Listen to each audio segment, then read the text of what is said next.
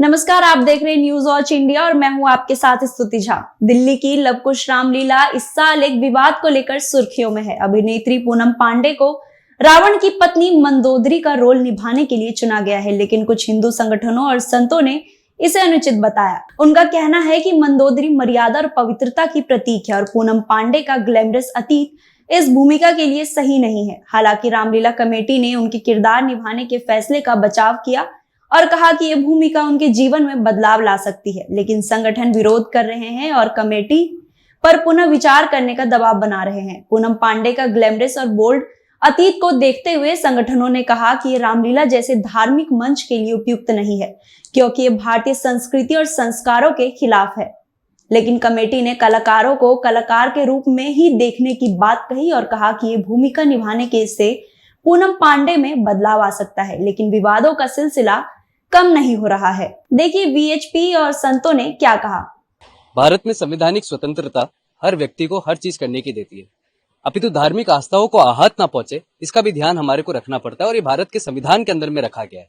रामायण जो हिंदू मैथोलॉजी के अकॉर्डिंग सबसे बड़ा धार्मिक ग्रंथ है, उसके अंदर के एक एक कैरेक्टर की एक अपनी अपनी भूमिका है और उस भूमिका को ध्यान में रखते हुए मेरा ये मानना है कि जो भी कलाकार उस भूमिका को निभाता है वो उस भूमिका की सभ्यता और संस्कृति को भी समझना चाहिए। उस भूमिका के अंदर में रहते हुए वो उसकी अध्यात्म को भी समझना चाहिए। मुझे लगता है कि जिस तरह से भारत के अंदर में एक नेक्सस बन चुका है, एक षड्यंत्र बन चुका है कि धार्मिक हिंदू आस्था की आहत को पचाओ, चाहे वो कार्यक्रमों के माध्यम से हो, चाहे नाटक के माध्यम से हो, चाहे पिक्चरों के माध्यम से हो। और इसीलिए पूरा सर्व हिंदू समाज, साधु संत एवं अन्य व्यक्ति जो हिंदू धार्मिक आस्था अपने आहत को समझते हैं कि अगर इस करने से होगा, इस तरह के पूनम पांडे को देके आप उनका इतिहास देख लीजिए। ये मैं नहीं कह रहा, कि भारत का हर व्यक्ति जानता है। उस इतिहास के साथ देखते हुए क्या ये प्रश्न चिन्ह खड़ा नहीं होता कि ऐसी महिला को अगर इस कैरेक्टर को अपनाने का रोल दिया जा रहा है तो क्या धार्मिक आस्था को आहत नहीं है? विचार करने का योग्य है। हम इसका विरोध करते हैं और जमकर विरोध करते हैं। रामलीला या लवकुश लीला या कृष्ण लीला या रास लीला सुपात्र के द्वारा होती, कुपात्र के द्वारा नहीं होती। विश्व हिंदू परिषद सुपात्र का विरोध नहीं करती, कुपात्र का विरोध करती है। हीरोइन के द्वारा भगवान राम की लीला और भगवान की लीला में ऐसे कुपात्रों को स्थान नहीं देना चाहिए, ये कहना है। इसलिए सामाजिक सद्भावना के लिए, राष्ट्रीय सद्भावना के लिए ऐसे व्यक्ति को चयन करना चाहिए जो लोगों के दिल में बसा हुआ, जो लोगों के दिल से उखड़ गया है, दिल से हट गया है, हृदय से हट गया है, जो समाज में बुराइयों को प्रदर्शित किया है, उनके द्वारा समाज में अच्छाई का प्रदर्शन नहीं हो सकता है।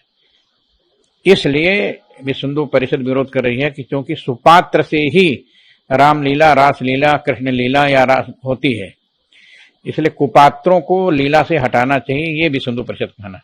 देखिए, दिल्ली रामलीला जो लवकुश रामलीला समिति के द्वारा रावण की पत्नी मंदोदरी के रूप में किरदार निभाने के लिए जो पूनम पांडे को जो स्वीकृति दी गई है, पूनम पांडे का इतिहास रहा फिल्मी दुनिया के में यह काम करने वाली है। उनकी कुछ ऐसी अभद्रता जैसी रही है जो सनातन संस्कृति पे बड़ा आक्षेप आया था। ऐसे अमर्यादित चेहरा होने के नाते विरोध हो रहा है। विवाद के बाद रामलीला कमेटी इस मामले पर पुनः विचार कर रही है। हालांकि अभी तक ये स्पष्ट नहीं हुआ कि क्या कमेटी अपना फैसला बदलेगी या पूनम पांडे ही मंदोदरी की भूमिका निभाएगी। रामलीला 21 सितंबर से शुरू होने वाली है, इसलिए देखना बाकी है कि विवाद का क्या परिणाम निकलता है।